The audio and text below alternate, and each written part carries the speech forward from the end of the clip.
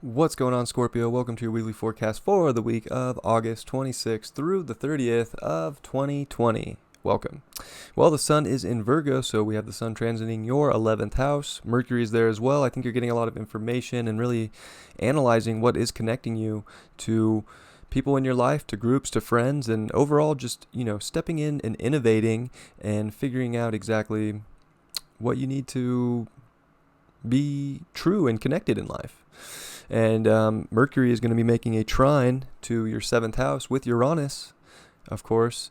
So it is truly about stepping into your uniqueness and stepping into your truth and finding that harmony and that balance that does connect you with people in relationships as well as just what makes sense overall, that brings you what it's going to help you figure out exactly what you need to disconnect from to connect to the things that really do make sense and that really will bring you to the vibration of things that will vibrate to you and bring you what you desire.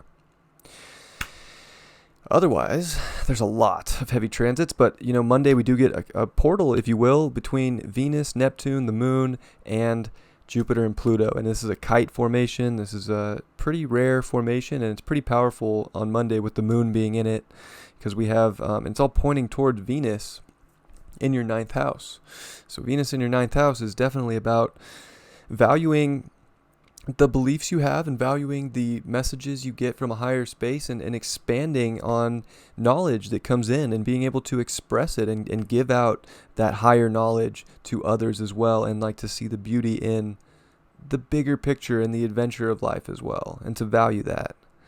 And then, the moon's going to be in Scorpio, trining Neptune in Pisces. Scorpio, of course, is your first house, so it will be about bringing your identity and then mixing with your heart. So bringing that heart and your identity with Pisces, or with Pisces being your 5th house with Neptune. And of course, they're both going to be trine Venus in your 9th. So it's this aspect of coming from the heart, your identity, and then being able to give that wisdom, give that knowledge, but also take in the beauty and the wisdom when you can. It is about both. And then finding that balance too.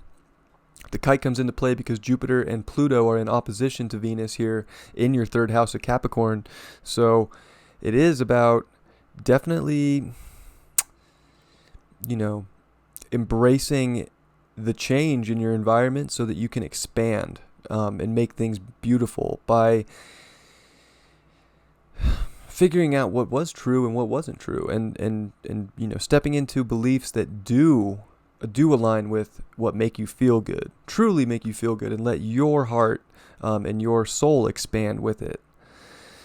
And then we have the sextiles from Neptune to Pluto and Jupiter, and then the moon to Pluto and Jupiter. So it makes this really big portal of how are you going to step into your true role of giving that deep truth, that deep knowledge that you possess, and seeing the value in getting that higher learning, that higher education. But it's more so, in my way I see it here, it's more so about that higher education from spirit. The 9th house is a very spiritual house.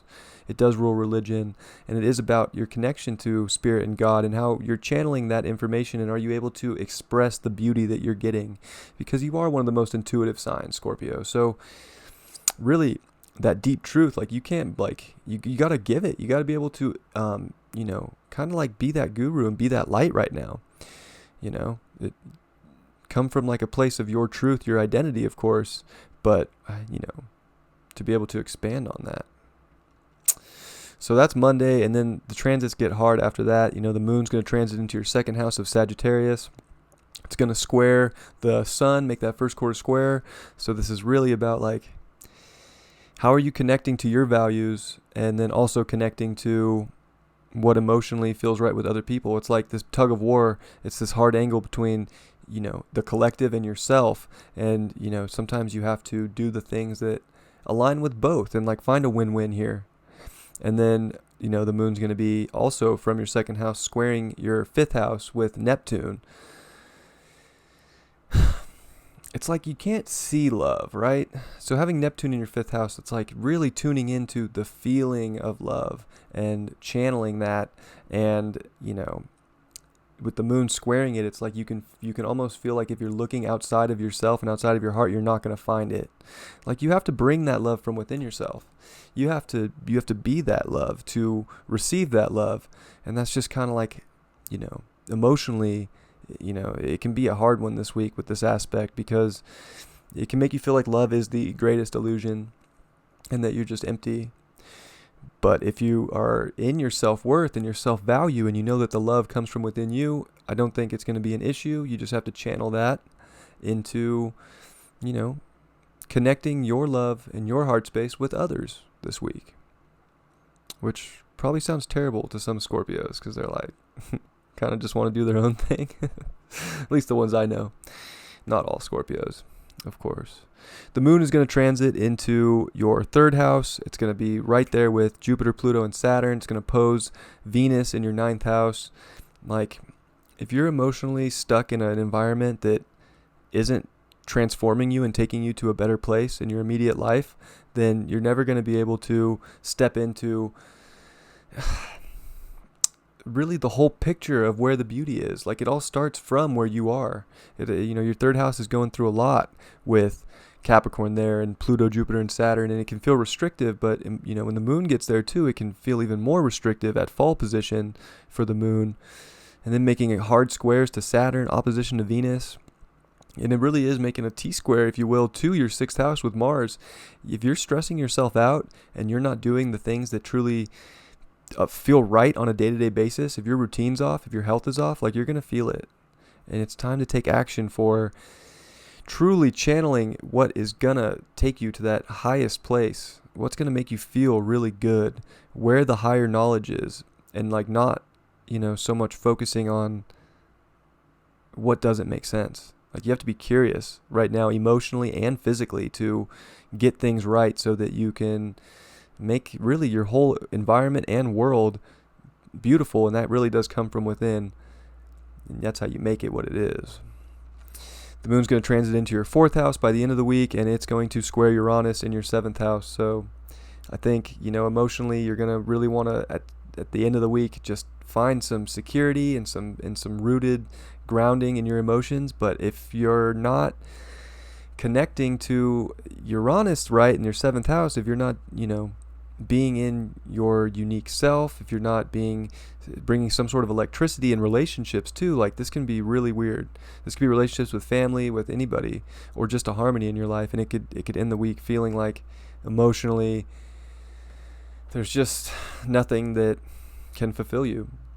But the real fulfillment is from within yourself. It's not from with others. And I think Uranus, is more than anything in Taurus, is trying to make us realize that our values are truly from within ourselves.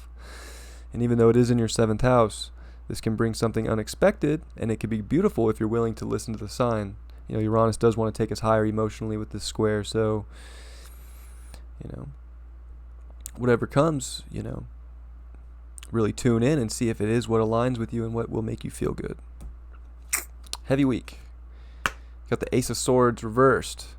Yeah, it's like you're getting the downloads constantly right now. Especially with all this 11th, with your, the Sun and Mercury in your 11th, trining Uranus at the beginning of the week. Like, you're getting all the downloads, but if you're not willing to accept the downloads, you could feel really lost in your environment and in the world this week. Like, you have to be willing and curious to just take what comes in right now and just know that, like, there is a higher power that has everything figured out, and it's okay to be on the journey. It's okay to just bring whatever emotion and whatever thought comes out, as long as it's aligned with your truth. And if you don't step into that, it's going to be like a rocky new journey. It's a hard week in general. So I would say that the real goal is to just accept the downloads and to, accept that you're on this new journey, and to, how are you going to make those downloads come to life? Are you going to express them and bring them to the world, or are you going to just push them off to the side and say they don't matter, and then things can maybe get a little rocky? I hope you do have a great week, Scorpio. I love you very much, and I will see you next time. Peace.